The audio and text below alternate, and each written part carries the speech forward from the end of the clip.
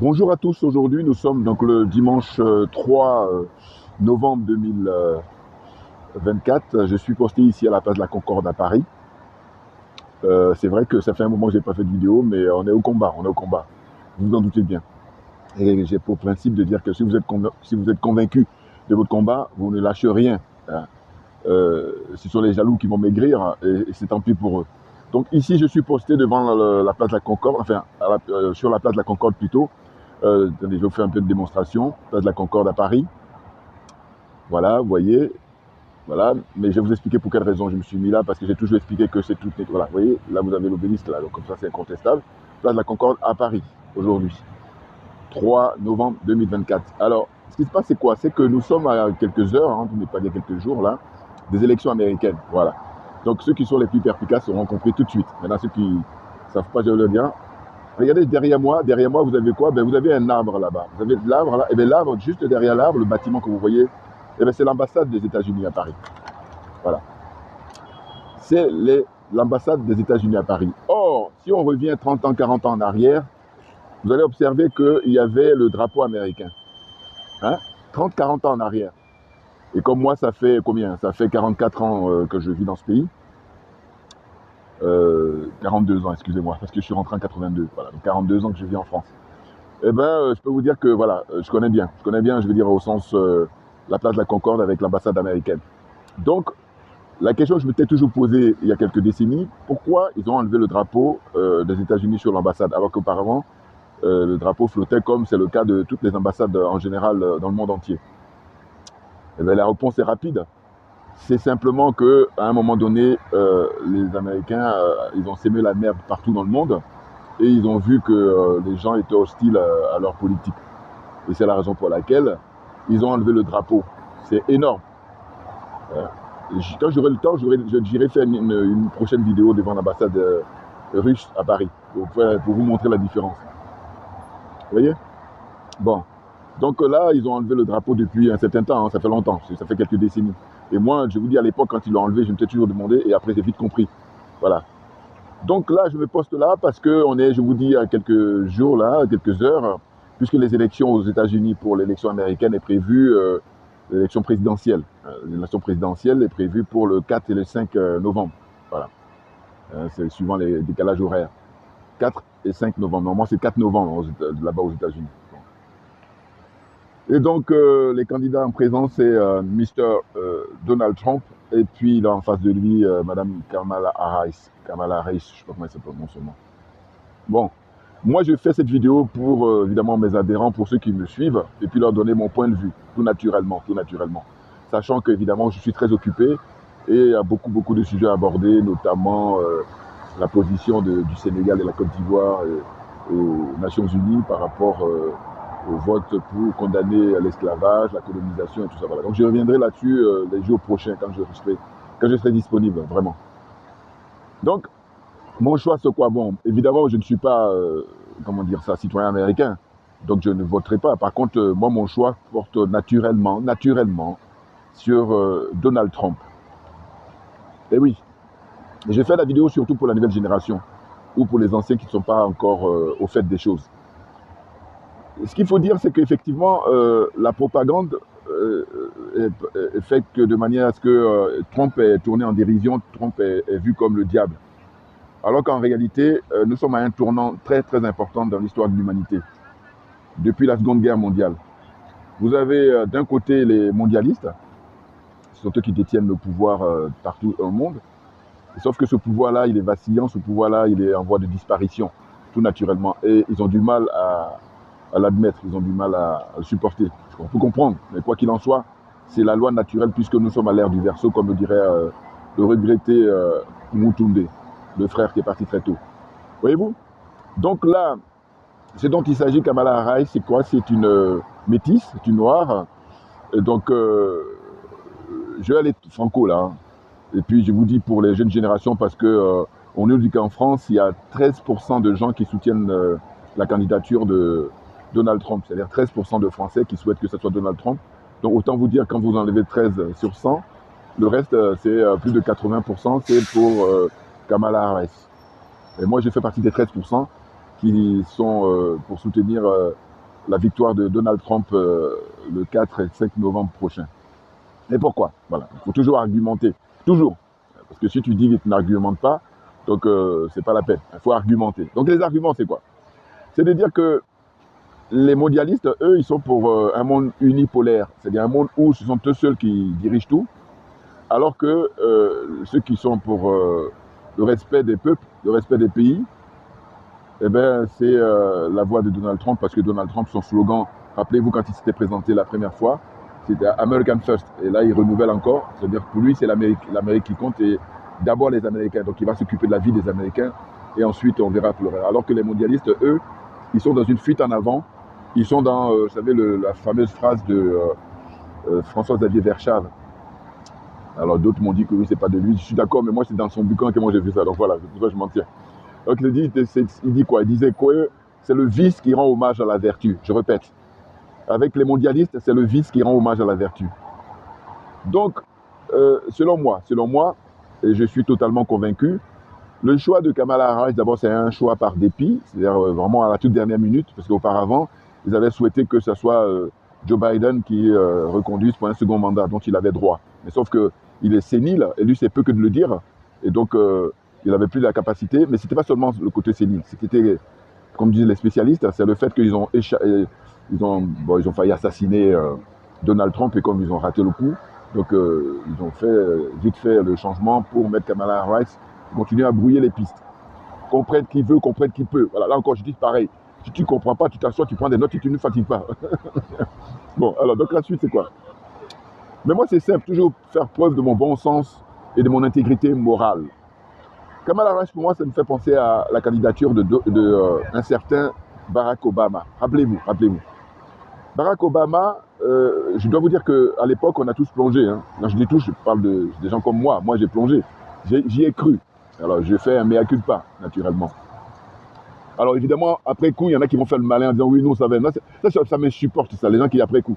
Ce qu'il faudrait, c'est qu'à l'époque, quand il y avait la campagne électorale et que Barack Obama voulait se présenter, eh ben, il aurait fallu faire des vidéos ou en tout cas, voilà, expliquer plus en avant hein, que voilà, c'est pas la peine de le soutenir, que c'est c'est de l'escroquerie, voilà. Oh là, ils étaient discrets, voilà. Pourquoi? Mais parce qu'ils n'étaient pas tout à fait sûrs. C'est ça qui m'insupporte. Donc, il faut reconnaître qu'on s'est fait avoir, voilà. Donc, on s'est fait avoir avec Barack Obama. Et là, maintenant, je reprends la chanson des Magic System, là. C'est un premier Gaou n'est pas Gaou, c'est le second qui est le vrai Gaou, voilà. Donc, avec Barack Obama, on était les premiers Gaou. Non, ils ne vont pas nous la refaire avec Kamala Harris. Et là encore pareil, comprennent qui veut, comprennent qui peut. Parce que c'est fatigant. Hein, aujourd'hui, on a l'heure d'Internet et plus que jamais, il n'y a plus d'excuses. Voilà. Parce que celui qui ne veut pas, ça c'est son choix. Mais qu'il assume son choix. Mais sinon, si on veut, on a tout à notre disposition pour s'informer. Moi, ce que je dis, toujours par mon bon sens et mon intégrité morale, faisons d'abord le bilan de Barack Obama, qui est resté au pouvoir pendant 8 ans. Il a fait 2 mandats. Donc, il faut faire le bilan. Et le bilan, il est important pour les gens qui se veulent honnêtes. Ah oui. Et vous allez observer que ces gens-là, ce que je dis souvent, je dis qu'ils font le bilan dans tous les domaines, mais il y a un domaine où ils ne le font pas, parce qu'ils ne sont pas maso, et ben c'est le domaine qui ne les arrange pas. Et c'est ainsi qu'il faut les pousser dans leur retranchement. Et leur dire, mais écoutez, faisons le bilan. Dites-nous, 8 ans de Barack Obama, ça donne quoi pour le monde entier en général et pour l'Afrique en particulier? Puisque c'est l'Afrique qui nous intéresse. Nous, voilà, clairement. Et bien, on a vu que Barack Obama, eh ben, c'était l'arnaque. Hein, il était là, c'est un pion. Comme l'air aujourd'hui, encore davantage, Kamala Harris n'a pas le charisme de Barack Obama. Mais cela dit, Barack Obama, le bilan, c'est quoi? Je résume, hein, il y en a beaucoup, mais je vais prendre très rapidement ce qui me vient à l'esprit. Eh bien, c'est l'assassinat du guide libyen, le colonel Kadhafi. Par exemple. Le bilan de Barack Obama, c'est l'arrestation du président Laurent Gbagbo, traduit devant la Cour pénale internationale, la Cour qui a été faite spécialement pour les Africains. Voilà. Hein? Et puis le bilan de Barack Obama, ce sont les guerres qui ont été menées par les Américains durant les 8 ans quand il était au pouvoir. Et moi, le pompon, là où j'ai vraiment tilté, c'est quand Barack Obama a obtenu le prix Nobel de la paix. Je me suis dit, ah non, enfin bon. Je vous dis, ce qui est bien, il vaut mieux tard que jamais. Voilà. Et je n'aime pas les petits malins là qui, au départ, quand l'action se passe, ils sont dans le flou comme nous tous. Et puis quand l'événement est passé, maintenant, ils viennent grandement, ils viennent gaillardement pour faire comme s'ils ont tout compris. Donc je n'aime pas les malhonnêtes, c'est ça. Moi, je dis ma religion, c'est la vérité, la justice, donc il faut être honnête. Et si tu es honnête, on va faire chemin ensemble. Si tu es malhonnête, mène ton chemin, et puis je mène le mien, et puis bon, mais voilà, la vie continue, comme dirait l'autre. Voilà, donc j'ai dit, il faut s'en tenir au bilan de Barack Obama, et à partir de là, comme il est démocrate, et Kamala Harris, elle est démocrate, voilà, et puis d'ailleurs, vous allez observer que Barack Obama et son épouse, et puis tout l'établissement américain, ils sont tous mobilisés avec les gens du showbiz pour soutenir la candidature de Kamala Harris, comme ils ont pu faire auparavant, pour le soutien lorsque Barack Obama était candidat. Bon. Barack Obama, on a vraiment étudié quelles sont ses origines, d'origine kenyane. Et donc, finalement, il n'est pas né aux États-Unis. Enfin, si, il est né aux États-Unis, mais je veux dire son père était un Kenyan. Son père était kenyan. Et sa maman est blanche, blanche américaine. Bon, je crois qu'il est né à Hawaï, quelque chose comme ça. Bon, ça fait partie des États américains. Donc, Barack Obama, moi à l'époque, ce qui m'a frappé aussi, c'est quand il a été... alors là aussi, pareil, dites-moi dans les commentaires si je me trompe. Hein. Quand il a été en visite au Kenya à l'époque, je crois que si je ne me trompe pas, il n'a pas daigné aller sur la tombe de son père. Ça m'avait frappé. Ah oui, ah oui. Maintenant, dites-moi si je me trompe. Hein. Je me suis dit, mais pourquoi il n'a pas fait ça? Parce qu'il est dans la pure escroquerie, ce monsieur. Pour moi, c'est un homme de publicité. Et d'ailleurs, j'ai dit ça un jour à un collègue, j'ai dit, tu vas voir qu'à l'avenir, un jour ou l'autre, il va jouer dans un film Barack Obama. Pour l'instant, il refuse, et je suis sûr que ce n'est pas les scénarios qui manquent. Voilà. Parce qu'il ne peut que finir comme ça. Voilà. Comédien, clairement. Donc, pour les frères qui ne s'y connaissent pas, les frères et sœurs, je vous dis, il faut juste prendre le bilan de Barack Obama, et quand vous prenez tout le bilan de Barack Obama, qui est vraiment néfaste pour l'Afrique, et à partir de là, ce n'est pas la peine de se faire avoir une seconde fois. C'est très, très important ce que je suis en train de dire. Oui. On s'est fait avoir une fois avec l'élection de Barack Obama, on ne va pas se faire avoir une seconde fois. C'est ça qui est clair. Donc le choix de Donald Trump, évidemment, alors d'aucuns sont toujours pour le soutenir, il est un gros raciste. Moi, à ce jeu-là, je dis, ceux qui ne s'y connaissent pas, ils plongent. Mais c'est quand on s'y connaît, on va constater que, évidemment qu'il est raciste, mais il n'est pas le pire. Voilà. Et que ceux qui se cachent, ceux qu'on ne met pas en avant, ils sont pires que lui. Voilà la différence. Ouais. Et oui, ils sont pires. Et les démocrates, là en l'occurrence, et d'ailleurs, au-delà même de faire le bilan de Barack Obama, il faut faire le bilan des démocrates sur les 20 dernières années. C'est-à-dire qu'on a eu 8 ans d'Obama, et puis avant Obama, on a eu Bill Clinton, 8 ans lui aussi également. Vous voyez? Donc c'est la cata pour la paix mondiale. Voilà, c'est ce qu'il faut voir. Or, il faut se rappeler que, Donald Trump, eh ben, paradoxalement, quand il était au pouvoir, eh ben, lui, il n'y a pas eu de guerre. Les Américains sont allés moins en guerre. Voilà. Là aussi, c'est factuel. Hein, c'est factuel. C'est-à-dire que si on est honnête, on vérifie, on a là aujourd'hui avec Internet et les réseaux sociaux, on a toutes les informations. Voilà. Souvenez-vous, hein, les 4 ans au pouvoir de,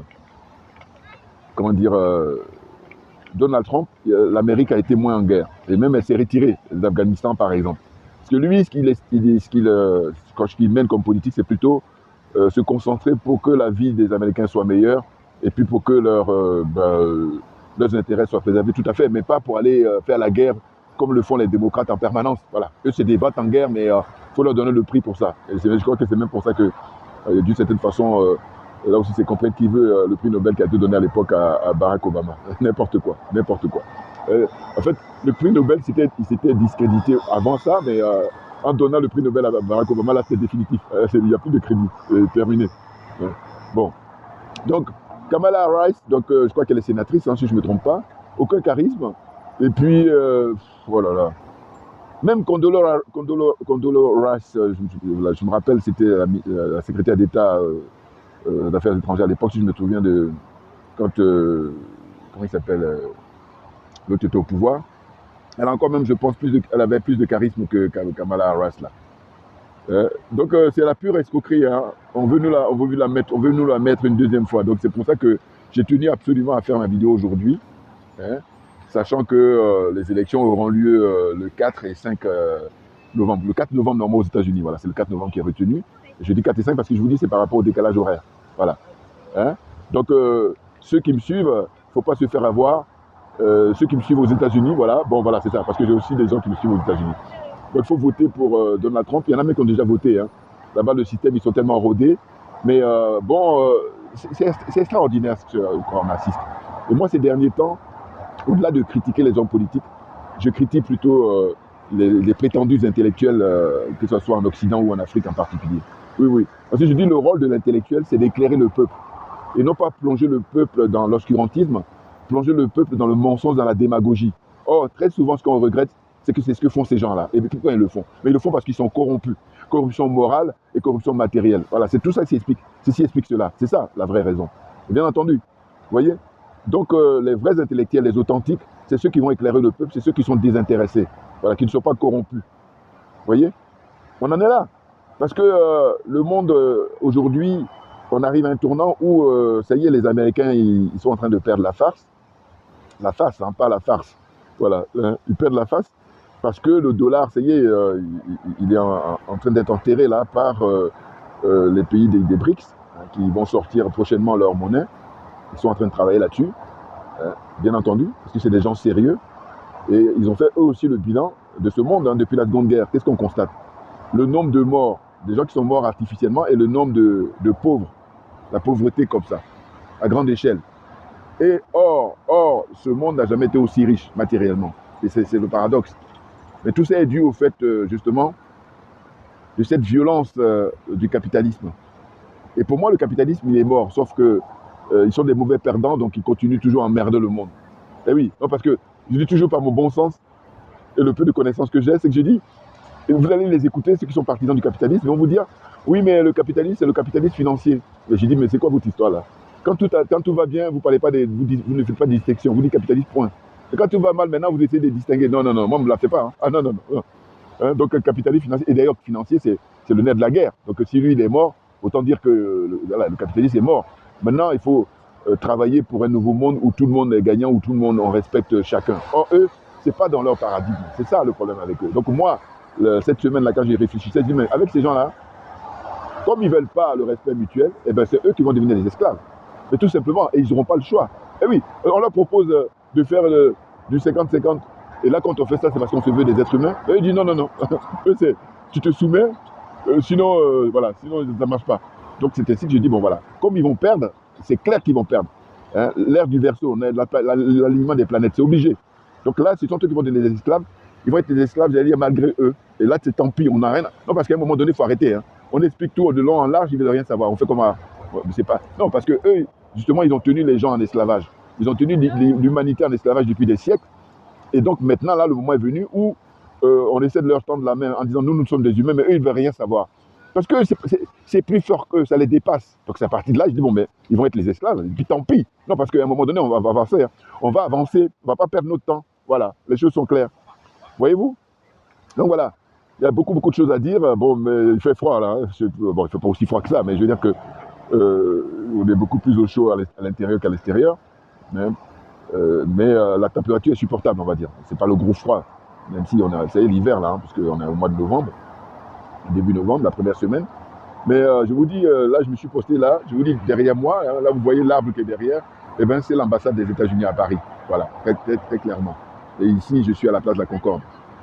Les élections qui vont avoir lieu, j'espère, je souhaite vivement que ce soit Donald Trump qui gagne pour que les choses avancent, mais avancent positivement. Parce que sinon, si ce n'est pas le cas, il paraît qu'il y a des risques de guerre civile aux États-Unis. Bon, là encore, c'est intéressant à observer. Pourquoi intéressant? C'est parce que c'est ce pays qui a donné des leçons au monde entier depuis des siècles. Enfin, depuis des siècles. En tout cas, depuis des décennies. Hein, ou on va dire plutôt depuis la Seconde Guerre mondiale. Voilà. Donner des leçons. Influencer le monde sur le plan cinématographique, sur le plan musical. Bon, évidemment, beaucoup de respect pour les frères américains, hein, vous vous en doutez. Beaucoup de respect. Mais eux aussi, ils sont aliénés. Mais clairement, ah ben oui. C'est pour ça que l'Afrique doit prendre le dessus. C'est pour ça que, plus que jamais, il faut soutenir les frères du Mali, les frères du Burkina Faso et les frères du Niger. Alors quand je dis les frères, évidemment les dirigeants de ces pays-là et ceux qui les soutiennent. C'est-à-dire, évidemment, je ferai une vidéo pour rendre hommage aux nouveaux généraux au Mali, le général Assimi Goïta, le général, comment dire ça, Maïga. Voilà, je crois qu'il y a 11 qui ont été promus, hein, généraux là.